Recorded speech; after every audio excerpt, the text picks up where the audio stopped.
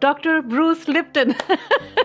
Thank you for being here, Doctor. Please go ahead, introduce yourself and tell us what you do.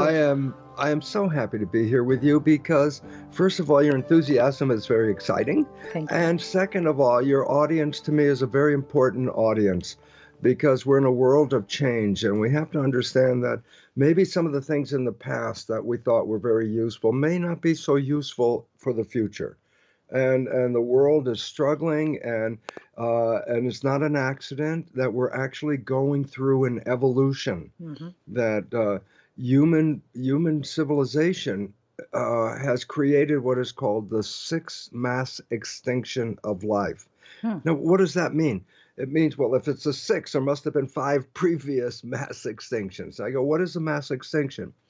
By definition, when some event happens and over 70 to 90% of life disappears, that's called an extinction. The last one was 66 million years ago when there were dinosaurs. We had lush tropical forests and dinosaurs, and then a comet hit near Mexico. And it was such a big comet that it upturned the web of life. It just turned it upside down. And all the dinosaurs disappeared, and up to 90% of life disappeared, and then it starts all over again. Mm-hmm. So today we're in the 6th mass extinction. The 5 previous ones were not due to human behavior. They were due to volcano activity, to asteroids hitting the planet. But we're in the 6th mass extinction right now. But it's caused by human behavior. Humans are destroying their own environment that they live in and not recognizing we are part of the environment. If the environment gets destroyed, so do we. And so we are facing what is called an extinction. Just to give the numbers so that people understand. Yeah.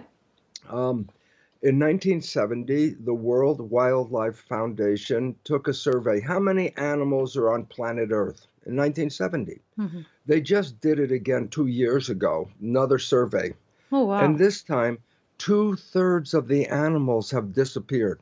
2/3 of all the animals on this planet since 1970 have disappeared. In fish, in the ocean, since 1950, 90% of the fish have disappeared from the ocean. And we are still eating. We are not stopping. I know it. And science says if we don't change, by 2048, which is not very far, there will be no fish in the ocean. 2048. Yep. Okay? Insects. In Germany, they were surveying insects for 27 years. Mm-hmm. And the last survey, compared to the first survey, 75% of the insects have disappeared. And you go, what's going on? I say, life is disappearing on the planet because humans are destroying the environment. But can I interrupt there and ask you? You're supposed to. So that is extinct or disappearing. What about the creation that is creating also? We don't know yet so many other insects or animals might be being created at the same time, or is there not the evidence of it?